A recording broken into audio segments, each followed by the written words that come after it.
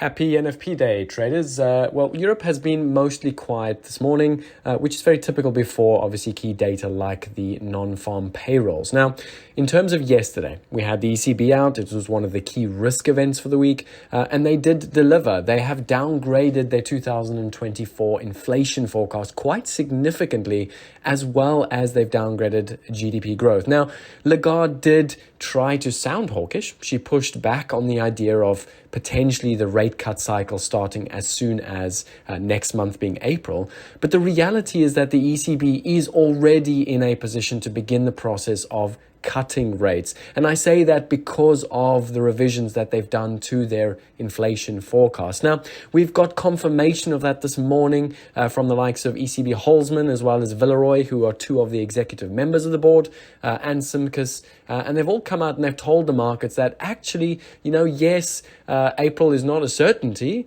but we definitely cannot rule it out. So what that means ultimately is the market is now going to get to work at pricing in the potential rate cut starting in April. We should see the odds of an April cut move up towards 50-50, but the key is now to keep an eye on European data in particular. Yes, the ECB is also very, very data dependent with a particular focus on wage data. Now, any weakness, and that's the key. Look for weakness in the data, whether it's the wage data, whether it's the PMIs, whether it's the CPIs, any hint of weakness, and that will push the odds of an April cut right up to 50-50 and perhaps beyond, depending on how weak that data comes in. Now, one thing Lagarde did explain very, very well yesterday, and it's something that we've also seen from Fed members of late, is this idea of cutting and then pausing. And Lagarde referred to this idea of seasons. She decided to create the visualization of seeing the rate cut path similar to seasons. And in essence, what she's trying to tell us is that they are likely to cut and then pause, because what that means is that they get time to assess more of the economic data to ensure that in actual fact inflation is now where they want it to be and it's no longer a potential risk. So keep an eye on that, because what we should start to see, and we are already seeing signs of it, is this idea of rate cuts starting sooner, but then the path of rate cuts perhaps being a little bit shallower, where they cut, wait one meeting, perhaps wait two meetings, and then perhaps consider cutting again. So that is a key narrative to keep an eye on, particularly over the next couple of days and weeks. Now, non-farm payrolls, the rundown. Why does it matter? Well, guess what? The Fed wants to see some cooling in the labor market before it begins its own process of cutting rates. But it doesn't want to see too much cooling. That's the key here. They want to see a little bit of cooling, perhaps a little bit of an uptick in the unemployment rate, but they don't want to see something crazy that perhaps signals a potential recession. So the ideal print for the Fed today is something somewhere between 160 to 240,000, anywhere between there. And the Fed's happy because 160,000 points to a situation where we're still getting this little bit of a cooling, but the labor market is still very, very solid. On the upside, 240, again, still showing a good, strong labor market, as well as that soft landing being very much their base case. So 160 to 240 is what will make the Fed very, very happy today. Now, in terms of expectations, 200,000 is expected. Previously, last month, we had 353,000. The 3-month average is currently running at 290,000, and the average for last year was around 255,000. Now, a pro tip. Often I hear traders talking about don't trade non-farm payrolls because you're going to lose money and blah, blah, blah, blah. The reality is non-farm payrolls are risk events. And the way to execute and perform well on risk events is to prepare for them and trade them according to a plan. Now, the key is to planning what is a market moving data print and what isn't. Okay, if you want to do well in these days, you just got to make sure you plan it well and then go and manage the risk, because they are going to be volatile. Okay, so this idea that, don't trade NFP, you're taking the day off, that's very much just lazy traders not wanting to develop an understanding of what the opportunity set is. Okay, so what are some of the things you can keep an eye out for today, and what are the numbers you want to be trading off to take advantage of? Well, firstly, on the headline number, anything less than 136,000, so 136, it will be the lowest print since COVID. Okay, so that's a key one to point out. On the upside, obviously, given that the 3-month is now running around 295,000, any number above 300,000 will only reinforce this message that the Fed can begin the process of cutting rates later in the year. more importantly, a number above 300,000 today really does shift the odds that the Fed is likely to change the dot plot to reflect only 2 cuts this year. Okay, very important. If you go look at the dot plot from the Fed from December, you will see that there were 11 members that expected 3 cuts or more in 2024, and there were 8 members that expected 2 cuts or less. Okay, so it only takes 2 members to shift their dot higher for the median expectation to move to 2 cuts this year. So very, very important. A number about 300,000 today really will push the likelihood that the Fed is going to revise the dot plot for 24 upwards. Okay. Now, the second opportunity on the unemployment number, we're expected to print 3.7% again. We've seen this number for 4 months in a row now. Now, again, given the aggressive tightening of the Fed over the last year and a half, at some point, we are going to get what we call a smelly print. It's something like a 3.9% or above, where people raise their eyebrows, they look at it, they go, huh? What happened there? Okay, and what that does, a number above 3.9 and definitely a number above 4% will really get the recession crowd excited. Okay, you'll start to see a lot of talk about, recession and the Fed's over-tightened. They'll need to do something like an insurance cut. Okay, so that's what you want to keep an eye on, and that's why you want to trade a number of 3.9 or above on the unemployment number. And then one final note, revisions.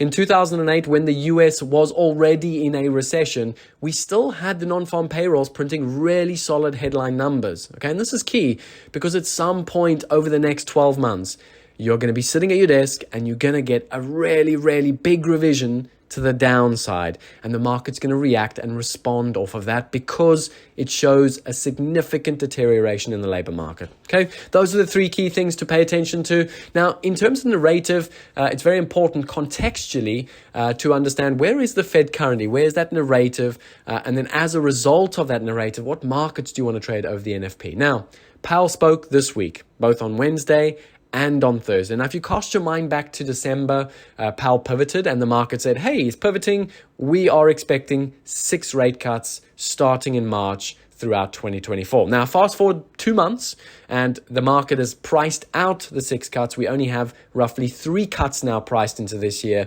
which very much aligns with what the Fed's thinking is for this year. But there is a new narrative now forming around this idea of the Fed might cut later, so later than June, which is the current expectation. And once they cut, they are likely to also pause. So it's this idea of stop, start, which is, again, if you go look at 1995, it was very much what the Fed did in 95 when we had the only soft landing we've ever had in history. Okay, so what it means, the same as for the ECB, is it means that the Fed can cut. They can continue to assess the data, make sure that their confidence grows, that inflation will get back to 2%, and then cut again as they become more confident. Okay, and that's the new narrative that's forming. Now, it's important because in a moment, I'm going to share with you a chart that I want to talk about and explain. So, in terms of the narrative, at the Congress yesterday, Powell was testifying, and he said something very crucial, which is they don't need to see inflation continue to come down. They just need to see inflation around where it's currently printing, because as the base effects fall out, inflation will naturally return to their 2% target. Okay, so in other words, what he's telling us is that there's not that much more they need to see for them to begin the process of cutting. In other words, today's non-farm print is potentially the last bit of piece of the puzzle they need to see to begin really seriously considering a rate cut as soon as June. Now, what markets to trade over the NFP? Well, the US curve has been flattening very, very aggressively over the last 2 weeks. Why?